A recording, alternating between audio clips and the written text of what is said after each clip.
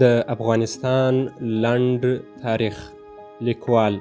علامه عبدالحی حبیبي، ژباړن عبدالودود کرزی. دوهمه برخه، تر اسلام د مخه تاریخي افغانستان.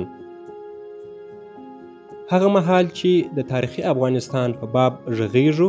موږ هغه ټولې سیمې په نظر کې نیسو چې له افغانستان سره یې په تاریخي پیښو او د سیاسي، مدني او فرهنګي حوادثو په جریان کې ګډون درلود او د ګډو تاریخي عواملو تر اغیز لاندې او ځای یو بل ته سره ورته وه. په دې جغرافیایي سیمه کې د ایران د فلات ختیځه برخه د سیند له سینده بیا د خراسان تر پایه پورې ختیځ او لویدیځ شامله ده،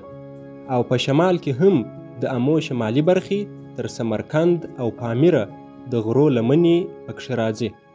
او په جنوب کې پر بحیره عرب تمامیږي. دا سیمې عموماً ګډ تاریخ لري. آریایان د 2500 قبل میلاد په شاوخوا کې د آریایي سپین پوټکو لویه ټولۍ په آریاناویجه نومي هیواد او د امو په شمالي غاړو کې د کوچیتوب او مالدارۍ ژوند تېراوه، چې شمېر یې ډیر سو نو د امو جنوبي سیمو او د باختر ورشو ته راوختل او د هندوکش په شمالي او جنوبي لمنو کې میشت سول. دغو خلکو د نفوسو او قبیلو د زیاتوالي له امله ختیځې خواته هجرت وکړ او د سیند له سینده د هند شمالي ارتو سیمو ته تیر سول، او په هغو ځمکو کې یو مدنیت جوړ کړ چې د ویدا په پخوانیو 4 کتابونو کې انعکاس لیدل کیږي. له همدې امله یې ویدي مدنیت بولو چې د 1400 قبل میلاد په شاوخوا کې موجود و، او په همدغو کتابو کې د افغاني لویو قبیلو یوه برخه نومونه لکه پکت یعنې پښتون، الینا، د لغمان او نورستان شمالي خلک او داسې نور راغلي دي، او موږ له دغو کتابو څخه د لرغوني افغانستان د خلکو ژوند، ژبه، مدني او فرهنګي وضع معلومولای سو. 4 ویدي کتابونه دا دي: ریګویدا، ساماویدا، اتحرویدا او یجرویدا، چې تر ټولو پخوانی کتاب یې ریګویدا دی، او په هغه کې د افغاني قبیلو، پاچاهانو، نومیالیو خلکو، غرونو او جغرافیایي ځایونو ډیر نومونه راغلي دي. آریاناویجه چې په پښتو کې تر اوسه اویجه د ټاټوبي او د استوګنې د سیمې په معنا کارول کیږي، د تاریخ پوهانو په وینا د پامیر سیمې او یا د خوارزم شاوخوا او د خزر یا دریاچي څنډو ته ویل کېده، چې له هغې جغرافیایي سیمې سره نښتې ده چې موږ اوس څېړنه پکښې کوو. څرنګه چې د آرین خلکو، آرین د نجیب، کښتګر او کرونکي په معنا دی. د ژوندانه د دې دورې اثار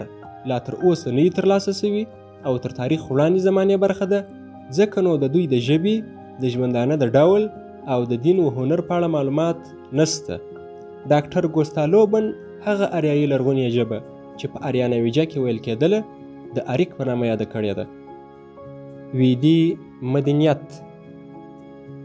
د آریان خلکو تاریخي دوره له ویدي سرود سره پیل کیږي، او له همدې تاریخي سرچینې څخه موږ د آرین د خلکو افکار، عقاید، د ژوندانه ډول او له افغانستان خاورې څخه د دوی مهاجرت څرګندوو. د ژبپوهنې له پرتلې څخه دا ښکاري چې د افغانستان د ژبو او د ویدي او سانسکریټ ژبو ترمنځ ډیر ژبنی یووالی شته. ویدي سرودونه په مختلفو زمانو کې ترتیب شوي دي او په شفاهي توګه له یوې خولې بلې ته او له یوه نسل بل ته رانقل شوي دي، او لکه څنګه چې اوسنی وید پیژندونکي پوهان وایي د لوړو یادو سوو کتابو پر سرود سربیره یوه برخه نور لرغوني سرودونه ورک شوي دي چې د وید په خپل تعبیر یا پخوانیو ازشیانو یعنی پخوانیو پوهانو به ویل، او یا دا چې ځینې لرغوني سرودونه چې نوې بڼه ورکړل سوې ده هم موجود وو، چې غالبا یې د افغانستان په ورشو او د آرین خلکو په هغه ژبه پورې اړه درلوده چې دوی لا د هند شمال د 7 سیندونو شاوخوا ته مهاجرت نه و کړی. څرنګه چې ویدي کتابونه ویدي ژبه او مضامین او ستایي سرودو ته چې د سیند په لویدیځه ارتورشو کې پیدا سوي بیخي ورته دي او بشپړ نږدېوالی ورسره لري، ځکه نو ویل کېدای سي چې د ویدي د لرغونیو ورکیو سویو سرودو زانګو همدا د افغانستان او باختر ورشو ده چې اوسنیو موجودو سرودونو یوه برخه به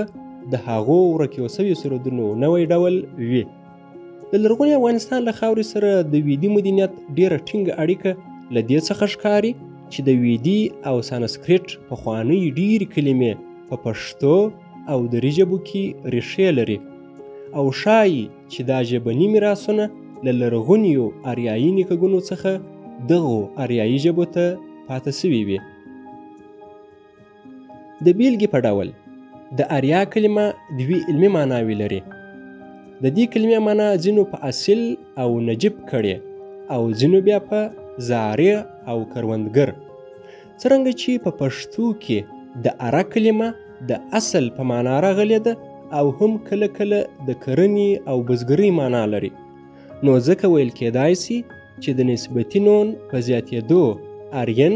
لکه پلن مساوي پیاده مساوي تورن شمشیر او نور کروندګر په معنا وي، او څرنګه چې کرنه د خلکو په منځ کې یو شریف کار او کسب و، نو ښایي چې تر هغه وروسته د نجیب او شریف مفهوم مجازاً ورکړل سوی وي. آرین خلک چې هند ته ولاړل هغې ورشو ته یې اریا ورته یا اریا ورشه وویل او دا کلمه تر اوسه په پښتو کې د ورشو په ډول د ټاټوبي او د استوګنې د ځمکې او مرتې په معنا سته. په پښتو کې تر اوسه سیند ته سیند وایي او دا کلمه په ویدي ژبه کې سندهو ده. د ریګویدا په سرودونو کې د افغاني سیمې د ډیرو سیندونو یادونه سوې ده، لکه سندهو یا سیند، ګوبها یا کابل، ګومانی یا ګومل، کرومو یا کورم، سویتی، سوات، ورکا، کونړ، رودونه او ګندهارا، کابل مجرا او هریویتی مساوي سرسویتی،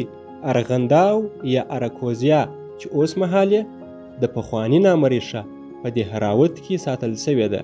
او بهالانه یا د بولان دره په اتوهیرت کې د بلخ نوم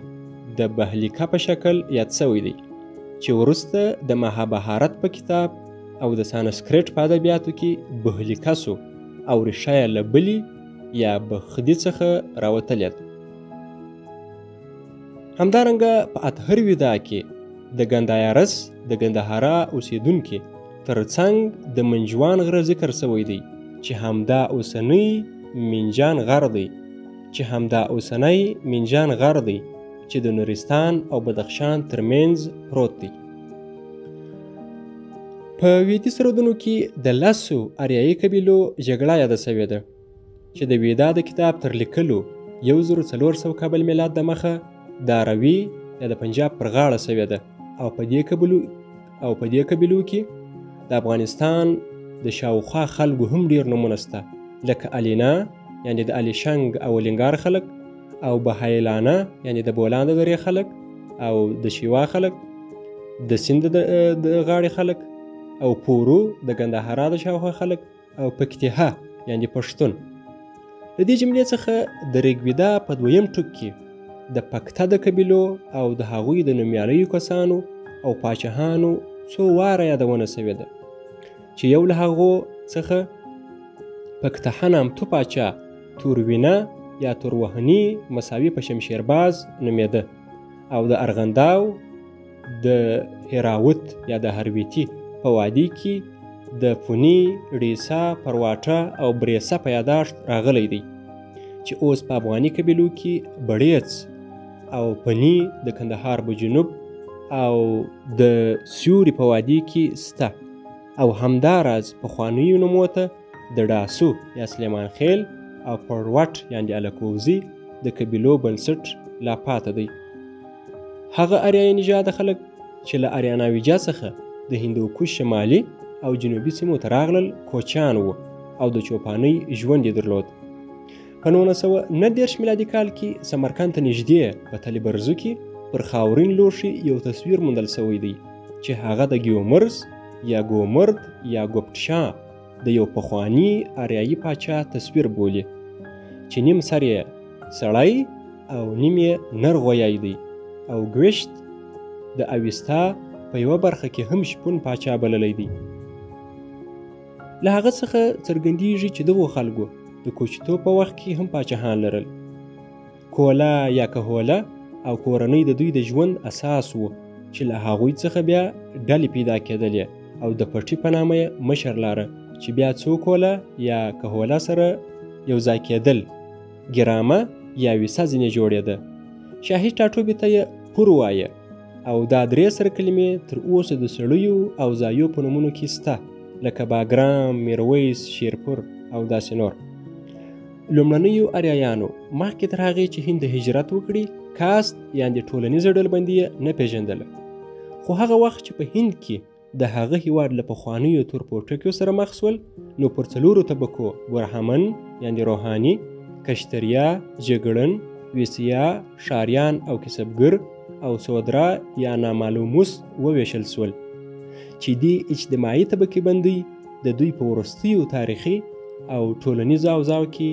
څرګنده اغیزه درلوده.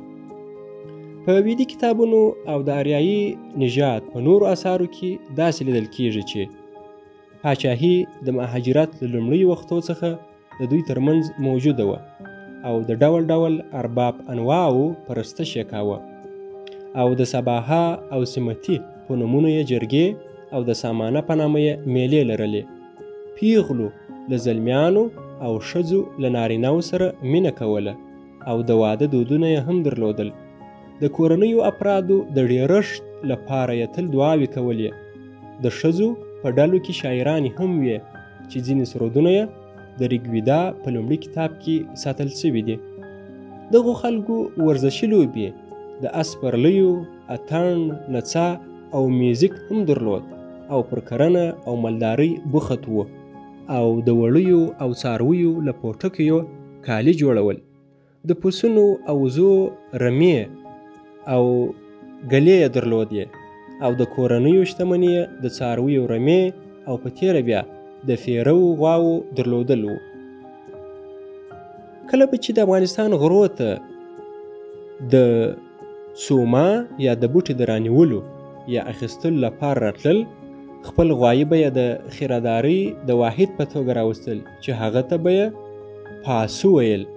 چې د پیسې یا پولې واحد کلمه له هغه څخه راوتلې ده. په انګلیسي کې PESU پاسو. له صنایعو څخه د لرګیو تراشنه، پلیسکاري، د ټوکرانو او پوزیو یا بوریا اوبدل، د خاورینو لوښو جوړونه، فلزي تزیینات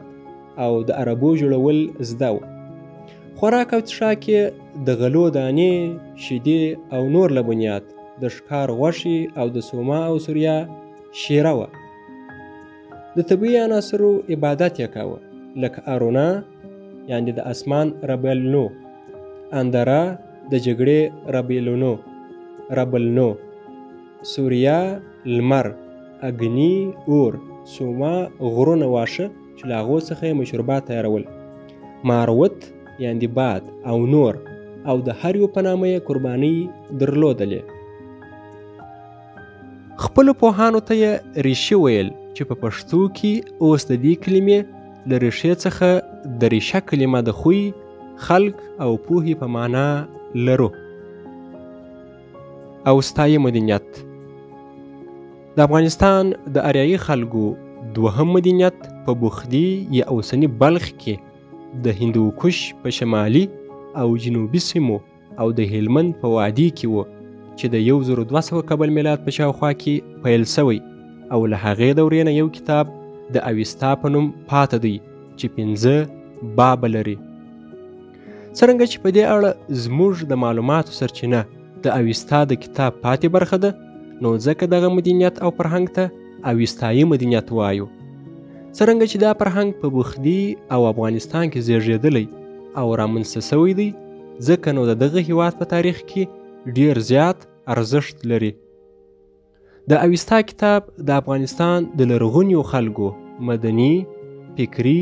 او فرهنګي اوضاع په ښه ډول څرګندوي. د اویستا له کتابه څرګندیږي چې اریایي خلک د کوچیتوب، مالدارۍ او کډه پر شا ژوند مدنیت ته رسېدلي او په کلیو او ښارو کې میشت سوي دي او د اقتصادي او ټولنیز ژوند په مرحلو کې یوه نوې دوره پیل کړې ده. په دې دوره کې لومړی ځل په بلخ کې پاچاهي رامنځته سوه او د یما یا جم په نامه یو پاچا د بلخ ښار ودان کړ او هم په دغو خلکو کې یو ټاکلی عین د مزدسینه مساوي مزد اسنا یا د خدای ستاینه په نامه منځته راغی چې مدني او روحي قوانین او هدایتونه یې لرل. د لوستونکي نظر: د افغانستان د لومړني واکمن یا لومړني پاچا په باب باندې تر ډېر حده پورې نظرونه دا دي چې د افغانستان لومړنی واکمن چې د افغانستان پر خاوره یې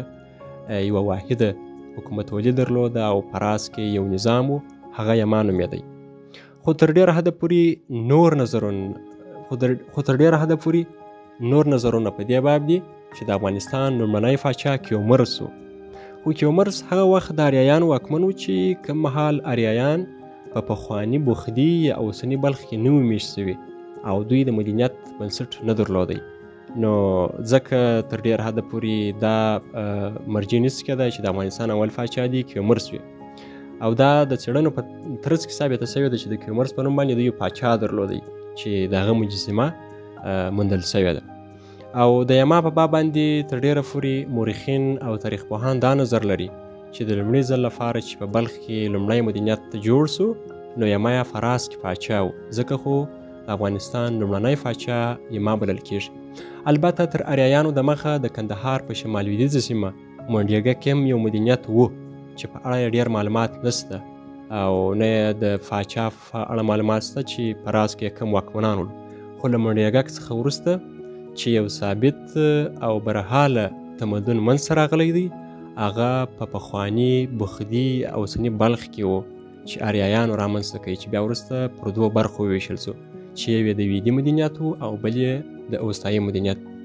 د لوستونکي نظر پای ته رسیږي. د کتاب د لوستلو ادامه: چې مدني او روحي قوانین او هدایتونه یې لرل. موسس یې زرتشتره یا زردشت و چې د کورنۍ په نامه سپیتما یا سپینتمان یادېده.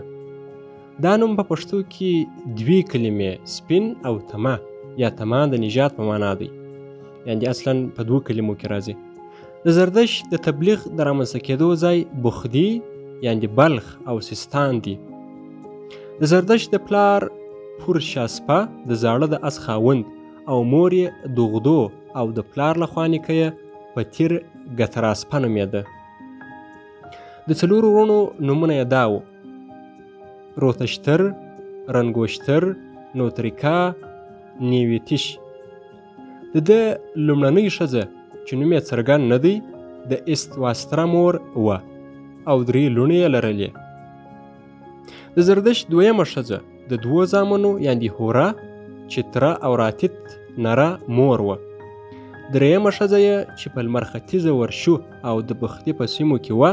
د جاماسپ یا د ګشتاسپ وزیر د ورور پرشوشتره لور وه او د هاوی نومېدله. د ده له زامنو څخه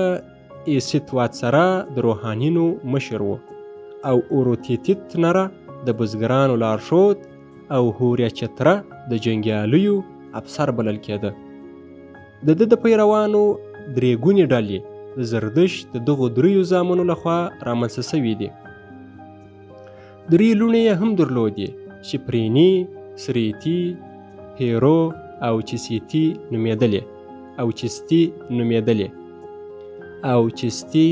نومېدلې. د زردشت د ژوندانه زمانه په یقیني توګه معلومه نه ده، خو د زردشتي کتابونو د روایتو له مخې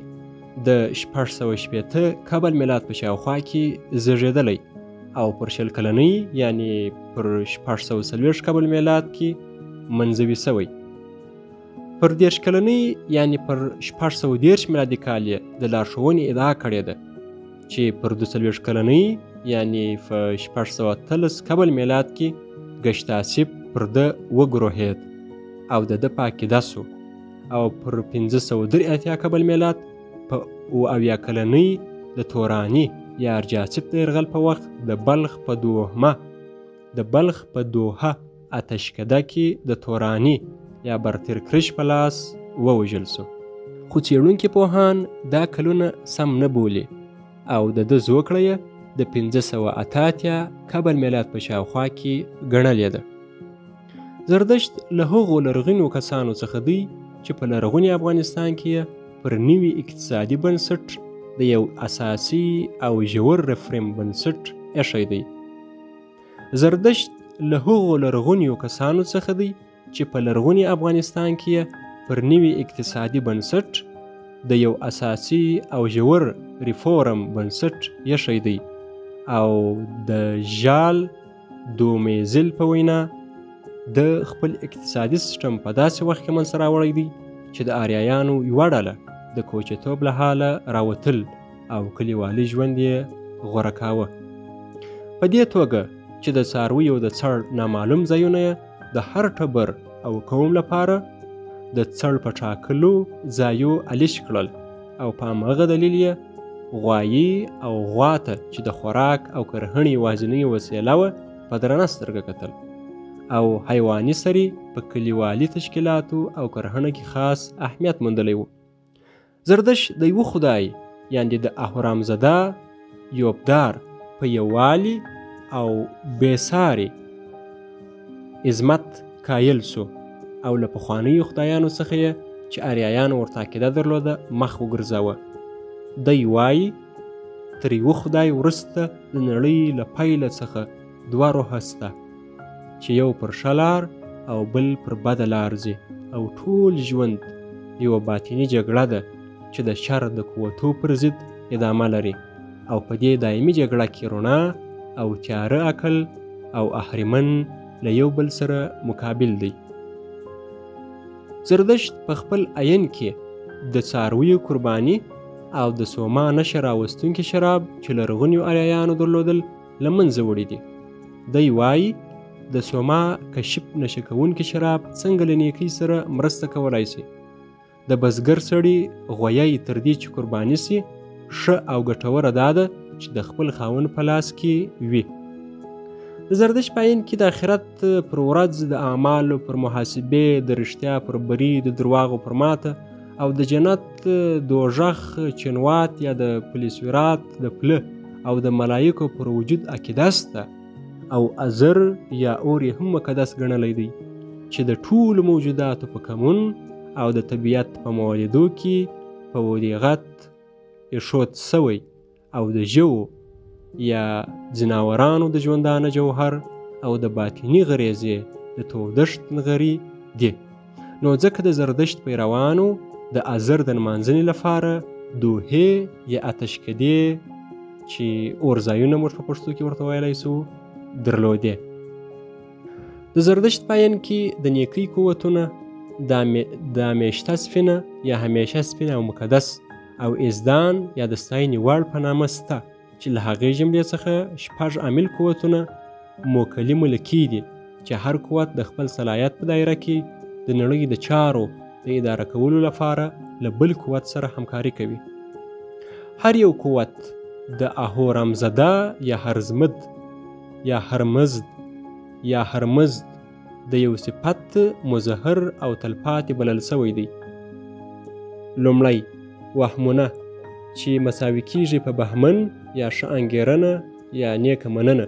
یا د ګلو او رمو او نورو ژوو یا ژوندۍ موجوداتو ساتندویه فرشته.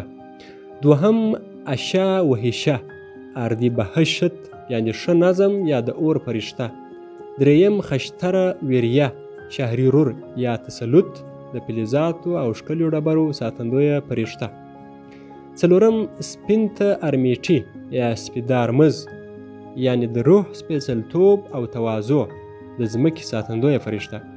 پنځم هیروتات یا خرداد روغتیا د غښتلتوب کورو او اوبو